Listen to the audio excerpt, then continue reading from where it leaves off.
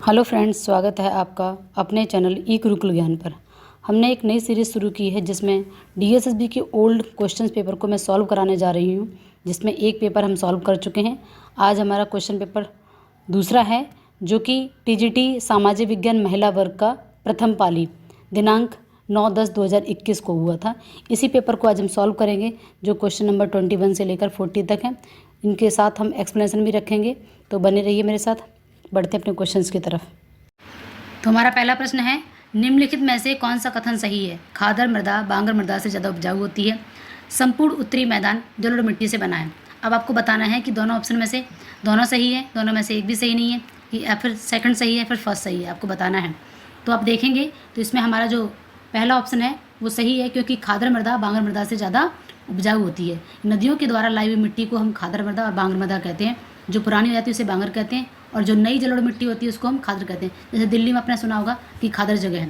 दूसरा ऑप्शन है संपूर्ण उत्तरी मैदान, क्योंकि नदियाँ हिमालय से निकलती हुई उत्तर भारत से होती हुई जाती हैं, तो उत्तरी मैदान जो है वो जलोढ़ मिट्टी से, यानी कि बहाई हुई मिट्टी जल के द्वारा, उसी को जलोढ़ मिट्टी कहते हैं। क्योंकि जल से नदियों के द्वारा जो लाई हुई मिट्टी होती है उसमें काफ़ी ज़्यादा फर्टाइल होता है, इसलिए वह उपजाऊ होती है। ठीक है, तो ये आपका ऑप्शन दोनों ही सही है। नेक्स्ट प्रश्न देखेंगे हम। प्रार्थना समाज की स्थापना का आपको सन बताना है। देखेंगे इसमें 3 प्रकार के प्रश्न होते हैं, जैसे प्रार्थना समाज है, आर्य समाज है, ठीक है, ब्रह्म समाज है। इस तरीके के कुछ समाज सुधारक जो थे उन्होंने कुछ स्थापनाएं की थी। ठीक है, उसकी आपको डेट बताना है, किसने की थी, क्या उद्देश्य। मात्र आपको 3 ही पॉइंट पर फोकस करना है। ठीक है, हमें डिटेल में क्वेश्चन नहीं पूछा जाएगा, हमें शॉर्ट क्वेश्चन पूछा जाएगा। तो हमें डेट याद रखनी है, उद्देश्य याद रखना, किसने की है। तो इसमें पहला ऑप्शन जो है वो आपको बताना है कि 1864, 1867, 1882, 1888। इसमें आंसर जो है हमारा क्या हो जाएगा, 1867। ठीक है, देखेंगे थोड़ा सा इसके डिटेल के बारे में। देखो क्या दिया गया है कि प्रार्थना समाज की स्थापना आत्माराम पांडुरंगू, ठीक है, किस किसने की थी, ये आपको अगर ऑप्शन में आ जाए 3 नाम तो ये दे दिए जाएंगे। इसके अलावा हो सकता है कोई और दूसरा नाम दे दिया जाए, किन में से नहीं है। तो आत्माराम पांडुरंग गोविंद रानडे। और कब की थी, 31 मार्च। अगर डेट भी पूछा जाए तो ये भी हमें याद रखनी है। यहाँ से ये कंप्लीट हो गया प्रार्थना समाज। दूसरा क्या है, भारतीय नवजागरण का दौर जब आया था, ठीक है, जहाँ राजा राम मोहन राय को पुनर्जागरण का पितामह कहा जाता है। ठीक है, जागरण का पितामह कहा जाता है उसी समय। तो ये 1867 में धार्मिक सामाजिक सुधारों के लिए इसकी स्थापना की गई थी। और साथ ही साथ इसमें नेतृत्व करने कौन थे, रानाडे। ठीक है, क्या क्या बुराइयां थी समाज में, जाति प्रथा, बाल विवाह, मूर्ति पूजा, हिंदू समाज में कुरीतियाँ जो थी उनके लिए इसका, ठीक है, समाज इसका उद्देश्य इसका था कि इसको हमें ख़त्म करना है। समाज की जो कुरीतियाँ हैं उनको ख़त्म करना है। कौन कौन सी थी, बाल विवाह था, जाति प्रथा, मूर्ति पूजा, और हिंदू समाज में बहुत सारी अनेक बुराइयां थी, उनको दूर करने के लिए। नेक्स्ट थर्ड प्रश्न है हमारा, विश्व में पटसन का सबसे बड़ा उत्पादक देश कौन सा है? आपको बताना है। एक चीज़ आपको ध्यान रखनी है कि आप 20 प्रश्न करिए मेरे साथ। 2021 के प्रश्न हैं, यहाँ से आपको पैटर्न पता चलेगा, आपको क्वेश्चन का लेवल पता चलेगा। साथ ही साथ आप ये देखिए कि इन 20 प्रश्नों में से कौन से फील्ड में, कौन से टॉपिक में आप स्ट्रॉन्ग हैं, कहाँ से आप क्वेश्चन कर पा रहे हैं, कितने क्वेश्चन कर पा रहे हैं, उसी हिसाब से करिए। तो 4 ऑप्शन दिए गए हैं, आपको बताना है कि 4 ऑप्शन में से कौन सा ऑप्शन सही है। तो इसमें देखेंगे ये है हमारा भारत। ठीक है, अब इसके बारे में थोड़ा सा फैक्ट देखेंगे कि जो विश्व में पटसन का सबसे बड़ा उत्पादक देश कौन सा देश है, भारत है। भारत के कौन कौन से राज्य हैं, बंगाल, बिहार, उड़ीसा, असम, उत्तर प्रदेश के कुछ भागों में क्या है, पटसन की खेती की जाती है। अगला प्रश्न है हमारा, पोलो के प्रत्येक टीम में कितने खिलाड़ी होते हैं? ये मोस्ट इंपॉर्टेंट फैक्ट है, आप अपनी एक डायरी रखिए। जब भी हमारे साथ आप जीके पढ़ेंगे, ओल्ड पेपर को हम जब कर रहे हैं सॉल्व, ये सारे के सारे ऑथेंटिक आए हुए पेपर हैं जिनको मैं सॉल्व करा रही हूँ आपके साथ। तो मेहनत कर रही हूँ। अगर आपको ये मेरी मेहनत अच्छी लग रही है तो प्लीज़ मेरे वीडियो को लाइक कर दें, चैनल को सब्सक्राइब कर लें, जिससे आपको अपकमिंग जितनी वीडियो हैं वो आसानी से आपके पास पहुँच सकें। तो पोलो के प्रत्येक टीम में कितने खिलाड़ी होते हैं ये आपको बताना है। और टॉपिक आपको अपने नोट करना है डायरी में कि जो जितने भी गेम्स हैं, चाहे वो आपका क्रिकेट है, वॉलीबॉल है, बास्केटबॉल है, पोलो है, वाटर पोलो है, इन सब के आपको खिलाड़ियों की संख्या याद रखनी है। साथ ही साथ शब्दावलियाँ याद रखनी है। और तीसरा याद रखना है कि कौन सा खेल किस राज्य का राष्ट्रीय खेल है। ये 3 पॉइंट आपको याद रखने हैं। ठीक है, तो पोलो के प्रत्येक टीम में कितने खिलाड़ी होते हैं ये आपको बताना है। अब आंसर देखेंगे, पोलो के प्रत्येक टीम में 4, ठीक है, वाटर पोलो में 7 होते हैं, ठीक है, सिंपल पोलो में 4 होते हैं। 4 खिलाड़ियों की टीम के बीच घोड़ों पर बैठकर खेला जाता है। अब ऐसे भी प्रश्न आपसे पूछा जा सकता है, इन 4 ऑप्शन नीचे आपको दिए जाएंगे, बोला जाएगा कि ऐसा कौन सा खेल है जो घोड़ों पर बैठकर खेला जाता है। ठीक है, नेक्स्ट प्रश्न देखेंगे कि 15 जुलाई 2021 को नीति आयोग के उपाध्यक्ष कौन बने। यहाँ से एक चीज़ देखेंगे कि हमें करंट के क्वेश्चंस भी देखने हैं। जनवरी से लेकर मई तक के आप सारे जितना भी करंट अफेयर है, जितनी भी नियुक्तियां हैं, इनको पढ़ लीजिए। जितने अवार्ड हैं यहाँ से आपको करंट में क्वेश्चन मिल जाएंगे, 2 से 3 प्रश्न। अब DSSB के दिमाग के ऊपर है, कई बार तो वो 4 से 5 प्रश्न डाल देता करंट के, कभी 2 ही प्रश्न डालता है। 4-5 प्रश्न, 6 प्रश्न ज़्यादा नहीं होते हैं, 4-5 प्रश्न आपको जो मैक्सिमम मिलता है वो 4-5 का एवरेज रहता है। तो आप देख लीजिए कि आप कौन सी कोई करंट अफेयर इस तरीके के लीजिए जिसमें से आपको क्यों नियुक्तियाँ, पद, पुरस्कार, इनको सबको आपको देख लेना है। 15 जुलाई 2021 को आपको बताना है। तो इसमें आंसर आपको बताना है कि कौन है। ये है आपके राजीव कुमार। 15 जुलाई 2021 को नीति आयोग के उपाध्यक्ष राजीव कुमार एवं नीति आयोग के मुख्य अधिकारी कौन है। अमिताभ कांत। नेक्स्ट प्रश्न है हमारा, निम्नलिखित में से कौन सा रोग वायु से नहीं फैलता है। ठीक है, वायु से ऐसा कौन सा रोग है जो नहीं फैलता। खांसी, जुकाम, हैजा, क्षय रोग या फिर निमोनिया। ठीक है, तो आपको अपना आंसर बताना है कौन सा नहीं फैलता है। हैजा नहीं फैलता है। ठीक है, बाकी खांसी जुकाम देखते हैं आप, जब खांसी जुकाम किसी को होता है तो हम उससे दूर रहते हैं, वो अपने नाक से रुमाल लगा के खांसता है, मुंह से, इस तरीके से। क्षय रोग, ठीक है, यानी कि टीबी, निमोनिया, ये भी हमारा किससे फैलता है, वायु से, एक दूसरे के इन्फेक्शन से फैल जाता है। तो नेक्स्ट प्रश्न है हमारा, इसमें देखेंगे हैजा रोग वायु से नहीं फैलता, ये बैक्टीरिया संक्रमण, ठीक है, ये बैक्टीरियल है, और उसके बाद ये जो गंदा पानी होता है, दूषित पानी, उससे फैलता है। अगला प्रश्न है हमारा कि निम्नलिखित में से कौन सा देश भारत के साथ भूमि साझा नहीं करता है।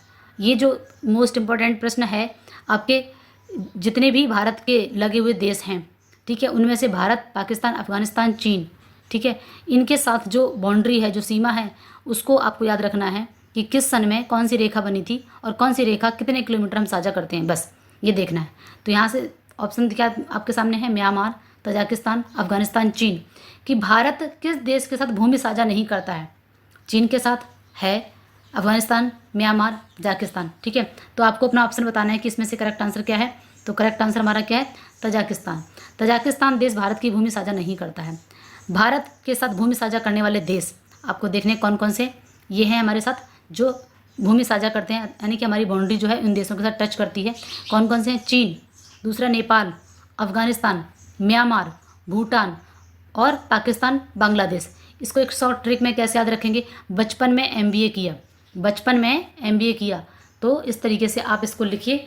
ब से क्या बन जाएगा, बांग्लादेश, चा से क्या बन जाएगा, चीन, पा से क्या बन जाएगा, पाकिस्तान, ना से क्या बन जाएगा, नेपाल, ठीक है, एम से क्या बन जाएगा, म्यांमार, बी से क्या बन जाएगा, भूटान। ठीक है, इस तरीके से आप देखेंगे तो आपका ये बचपन में MBA किया 7 देश हैं जो हमारे साथ भूमि साझा करते हैं। नेक्स्ट प्रश्न देखेंगे आगे, ये मोस्ट इंपॉर्टेंट प्रश्न है, इसको आपको क्या करना है, देखना है, क्योंकि DSSB ये वाला प्रश्न उनका फेवरेट है। हर सेट में आपको प्रश्न मिलता है, हर सेट में, तीनों शिफ्ट में किसी भी सब्जेक्ट का पेपर है, लेकिन ये प्रश्न मिलता ही मिलता है। प्रश्न दिया गया है, त्यौहार राज्य से निम्नलिखित से कौन सा युग्म सही है। नृत्य, ठीक है, और त्यौहार, ये जितने भी नॉर्थ इंडिया के हैं, साउथ के हैं, इनको विशेष ध्यान देना है आपको। जैसे सागा दावा असम का है, भूमचू सिक्किम का है, इनमें से आपको बताना है कि कौन सा सही है। ठीक है, कौन सा सही है। साथ में मैंने आपको इसमें और भी 3 लिख के दिए हैं, लोसर, पांग, लोसांग। ठीक है, देखेंगे तो ये आपका केवल एक सही है, यानी कि भूमचू जो है वो सिक्किम का त्यौहार है। इसमें देखेंगे, देखो भूमचू त्यौहार जो है सिक्किम में मनाए जाने वाला एक बौद्ध त्यौहार है। ठीक है, जो फरवरी से मार्च में मनाया जाता है, आपको ये भी ध्यान रखना है। ठीक है, कब कब मनाया जाता है, फरवरी और मार्च के महीने मनाया जाता है। इसके साथ साथ सिक्किम में लोसर, पांग और लोसांग भी मनाए जाने वाले त्योहारों में से है, जबकि सागा दावा जो है वो आपके असम में नहीं मनाया जाता है। नेक्स्ट प्रश्न देखेंगे, कैरोलिना अरावजो युवा गणितज्ञ के लिए रामानुज पुरस्कार जीतने वाली पहली गैर भारतीय बनी, वह किस देश की रहने वाली हैं, आपको बताना है। कैरोलिना, ये आपके करंट का क्वेश्चन है। ठीक है, तो आपको बताना है कि इसमें से कौन सा आंसर सही है, ऑस्ट्रेलिया, फ्रांस, ब्राज़ील या फिर कनाडा। ठीक है, तो अपना आंसर आपको बताना है। ये है आपका 3 दिसंबर 2020 को विज्ञान एवं प्रौद्योगिकी विभाग द्वारा वीडियो कॉन्फ्रेंसिंग के माध्यम से आयोजित एक समारोह में ब्राज़ील की गणितज्ञ, कहाँ की गणितज्ञ, ब्राज़ील की कैरोलिना अरावजो ने 2020 में युवा गणितज्ञ के लिए रामानुज पुरस्कार से सम्मानित किया गया है। यह पुरस्कार वर्ष 2005 में प्रतिवर्ष 2005 से कब से प्रारंभ हुआ, 2005 से प्रतिवर्ष दिया जाने लगा है। नेक्स्ट प्रश्न है हमारा, फ्रेंच ओपन 2021 महिला एकल खिताब किसने जीता है, आपको बताना है। French open Wimbledon open, American open, ये 4 आपके जो हैं इनको ग्रैंड स्लैम को याद करना है। ठीक है, इनसे प्रश्न आपके आ जाता है, किसी सेट में डालता है, कभी जरूर नहीं कि हर बार है, लेकिन आ जाता है, संभावना ज़्यादा है, इसलिए आपको याद रखना है। ठीक है, तो इसका आंसर हो जाएगा आपका, आंसर है आपका बाराबोरा क्रेजिकोवा। ठीक है, देखेंगे इसमें फ्रेंच ओपन टेनिस टूर्नामेंट 2021 के लिए महिला एकल खिताब की विजेता बाराबोरा क्रेजिकोवा चेक गणराज्य की हैं। जो टूर्नामेंट आधिकारिक तौर पर रोलैंड योरेज के नाम से जाना जाता है, यह एक क्ले कोर्ट पर खेला जाता है। ये प्रश्न आपके लिए बन जाता है कि क्ले कोर्ट पर खेला जाने वाला खेल। ठीक है, नेक्स्ट प्रश्न देखेंगे। 2021 में निम्नलिखित में से योग, ठीक है, मंत्रालय ने नमस्ते योगा मोबाइल ऐप लॉन्च किया है 2021 में, किस मंत्रालय ने? ऑप्शन में आपसे पूछा गया कौन सा है नमस्ते योगा, ये एक ऐप लॉन्च किया है, किस मंत्रालय ने किया है, ये आपको अपना ऑप्शन बताना है। तो ये आपका हो जाएगा आयुष मंत्रालय के द्वारा। देखेंगे आयुष मंत्रालय ने 7वें अंतर्राष्ट्रीय योग दिवस के अवसर पर नमस्ते योगा नाम से एक ऐप लॉन्च किया है। इसका मुख्य उद्देश्य जो है योग के बारे में जागरूकता बढ़ाना और इसे बड़े समुदाय के लिए सुलभ बनाना, जिससे लोग बीमारियों से मुक्त हो सकें। नेक्स्ट प्रश्न है हमारा, निम्नलिखित में से कौन सा कथन सही है, आपको बताना है। एक लंबी सीधी परिनालिका के भीतर धारावाही चुंबकीय क्षेत्र सभी बिंदुओं पर समान होते हैं। किसी धारावाही परिनालिका का चुंबकीय क्षेत्र क्षण चुंबक के समान होता है। ऑप्शन 1 या 2 दोनों में से कोई नहीं, या फिर केवल 1 या केवल 2 आपको बताना है। तो ये आपका ऑप्शन हो जाएगा दोनों ही सही हैं। ठीक है, इसमें देखेंगे कि एक लंबी सीधी परिनालिका के भीतर धारावाहिक चुंबकीय क्षेत्र सभी बिंदुओं पर समान होता है तथा इसका चुंबकीय क्षेत्र क्षण के बिंदु के समान होता है। ये साइंस का प्रश्न है आपका। नेक्स्ट प्रश्न दिया गया है आपका, हर्षचरित के रचयिता आपको बताना है कौन है, किसके द्वारा लिखी गई है। ठीक है, हर्षचरित के जो किसके द्वारा लिखी गई लेखक बताना है, बाणभट्ट, ठीक है, या फिर अश्वघोष, जयदेव या फिर कालिदास। तो ये ऑप्शन आपका बाणभट्ट की हर्षचरित है। ठीक है, बाणभट्ट ने क्या लिखी, हर्षचरित, जो हर्ष के बारे में, जिसमें पूरा का पूरा वर्णन है। देखेंगे हर्षचरित जो है संस्कृत के बाणभट्ट द्वारा रचित एक ग्रंथ है। इसमें भारतीय सम्राट हर्षवर्धन के जीवन चरित्र के बारे में वर्णन है। ऐतिहासिक कथानक से संबंधित संस्कृत का सबसे प्राचीन ग्रंथ है। ठीक है, ऐसा माना जाता है कि संस्कृत का सबसे प्राचीन ग्रंथ कौन सा है, हर्षचरित, जो किसने लिखा है, बाणभट्ट जी ने। तो कुछ पुस्तकों से भी क्वेश्चन आपके आते हैं, इन्हें भी देखना है।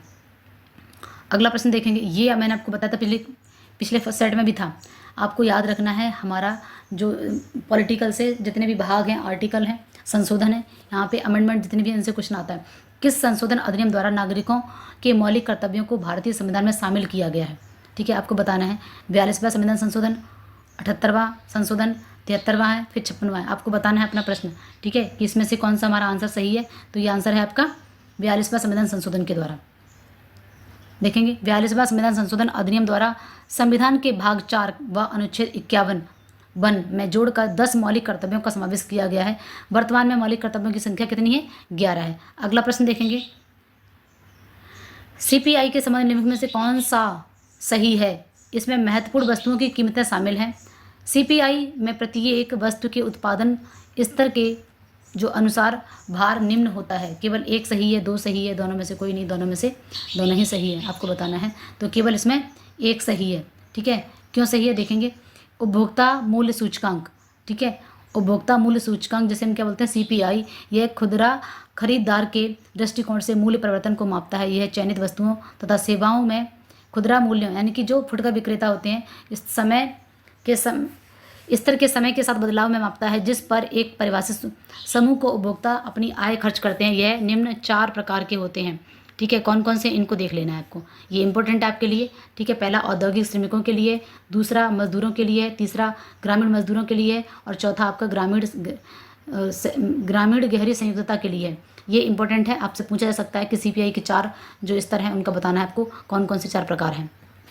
अगला प्रश्न आपको बताना है, वह बाजार जिसमें बड़ी फर्मों की थोड़ी संख्या होती है वह क्या कहलाता है, कौन सा बाजार कहलाता है। जैसे मार्केट की बात करें तो एकाधिकार, अल्पाधिकार, ठीक है, जहाँ विक्रेता अधिक होते हैं, जहाँ क्रेता कम होते हैं, इस तरीके के प्रश्न आपके इकोनॉमिक्स से भी 1-2 प्रश्न आते हैं। तो आपको बताना है कि ऐसा बाजार जिसमें बड़ी फर्मों की संख्या बहुत थोड़ी होती है, तो ऐसा बाजार कौन सा बाजार कहलाएगा, ये आपका अल्पाधिकार कहलाएगा, जहाँ पर अल्प अधिकार वाले। ठीक है, क्योंकि बड़ी फर्मों की संख्या कैसे बताई जा रही है, बहुत कम होती है। ठीक है, तो देखेंगे इसमें क्या है कि ऐसा बाजार जिसमें बड़ी फर्मों की संख्या कैसी होती है, बहुत कम होती है, अल्पाधिकार कहलाता है। ऐसा बाजार जिसमें केवल एक ही फर्म होती है, एक क्रेता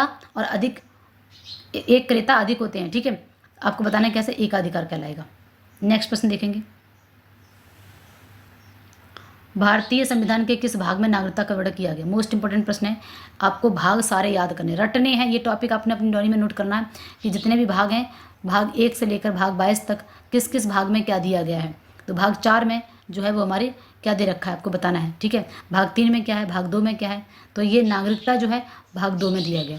भारतीय संविधान के भाग 2 अनुच्छेद 5 से लेकर 11, ये भी इंपॉर्टेंट आपके लिए हो जाता है कि कौन से आर्टिकल में नागरिकता के बारे में। आर्टिकल 5 से लेकर 11 तक नागरिकता से संबंधित है। भारत में ब्रिटेन के समान एकल नागरिकता, भारत की नागरिकता कैसी है, एकल नागरिकता है। अनुच्छेद 11 के अंतर्गत, ठीक है, संसद के द्वारा इस नागरिकों के संबंध में विधि बनाने की शक्ति दी गई। संसद में यानी कि राष्ट्रपति, लोकसभा और राज्यसभा, इनको बोलते हैं संसद। ये तीनों मिलाकर इससे संबंधित कार्यवाही या शक्ति बना सकते हैं। नेक्स्ट प्रश्न है हमारा, निम्नलिखित में से कौन सा कथन सही है? वर्धमान महावीर ने 30 वर्ष की आयु में घर छोड़ दिया था। बुद्ध ने बोध गया में ज्ञान प्राप्त किया था। आपको बताना है कि दोनों में से कौन सा ऑप्शन सही है। 4 ऑप्शन आपके सामने दिए गए हैं, आपको बताना है कि इनमें से कौन सा ऑप्शन सही है, ठीक है। तो देखिए इसमें महावीर ने बचपन, ये आपका जो है, ठीक है, ऑप्शन देखेंगे दोनों ही सही है, क्योंकि महावीर ने बचपन में वर्धमान, इनके बचपन का नाम क्या था, वर्धमान। इन्होंने 30 वर्ष की उम्र में माता पिता की मृत्यु के पश्चात अपने बड़े भाई नंदीवर्धन, यहाँ से प्रश्न पूछा जाता है कि जब उन्होंने घर छोड़ा था, गृह त्याग किया था महावीर ने और भगवान बुद्ध ने, दोनों लोगों के बारे में आपको पढ़ना है। तो नंदीवर्धन जो थे उनके बड़े भाई थे, उनसे अनुमति लेकर उन्होंने संन्यास लिया था। और गौतम बुद्ध ने भी बिना अन्न जल ग्रहण के 6 वर्ष तक कठिन तपस्या की और 35 वर्ष की आयु में बैसाख पूर्णिमा, जैसे हम बुद्ध पूर्णिमा कहते हैं, को इन्होंने पीपल वृक्ष के नीचे ज्ञान की प्राप्ति बोध गया में हुई थी। नेक्स्ट प्रश्न है हमारा, निम्नलिखित में से कौन सा ईदा, ईदा मतलब रीड, इसको इंग्लिश में बोलते हैं, वाद्य यंत्र का एक प्रकार है। आपको बताना है इनमें से कौन सा एक। जैसे आपने देखा कि कोई अंदर से पोली होती है जिसमें होल होता है, जैसे बांसुरी, सहनाई, इस तरीके की, तो इसको ईदा बोलते हैं, ठीक है। वाद्य यंत्र है, बजाने वाला यंत्र है, ठीक है। तो ये कौन सा, सहनाई है। सहनाई आपने देखा नरकट नाम की एक घास होती है जो कि बिहार में सोन नदी के आसपास पाई जाती है, वहाँ से इसका जो ओरिजिन कह सकते हैं, वहाँ से बनी थी, ठीक है, बिस्मिल्लाह खां। तो उन्होंने उसमें से ये सहनाई बनी जिसको बजाते हैं, तो उसी को क्या बोला गया, रीड बोला जाता है, ठीक है, इंग्लिश में। वैसे इसको ईदा कहा जाता है। तो वही पूछा गया है आपसे कि ये सहनाई भारत के सबसे लोकप्रिय वाद्य यंत्रों में से एक है, जिसका प्रयोग शास्त्रीय संगीत के से लेकर हर तरह के संगीत में किया जाता है। ये लकड़ी से बना होता है, जिसके एक सिरे पर दोहरा उपकरण लगाया जाता है तथा दूसरे पर धातु या लकड़ी की परत लगी होती है। अगला और लास्ट प्रश्न है हमारा, निम्नलिखित में से कौन धातुओं की सक्रियता का सही क्रम है? ये साइंस का एक प्रश्न है, आपको बताना है। तो ये ऑप्शन आपका कौन सा सही है? ये ऑप्शन है आपका 3, ठीक है। प्रश्न में दिए गए धातुओं की सक्रियता का सही क्रम क्या है, ठीक है, ये आपका ऑप्शन 3 सही हो जाएगा। और इस तरीके से आज हमने ये 20 प्रश्नों को कवर कर लिया है। Thank you.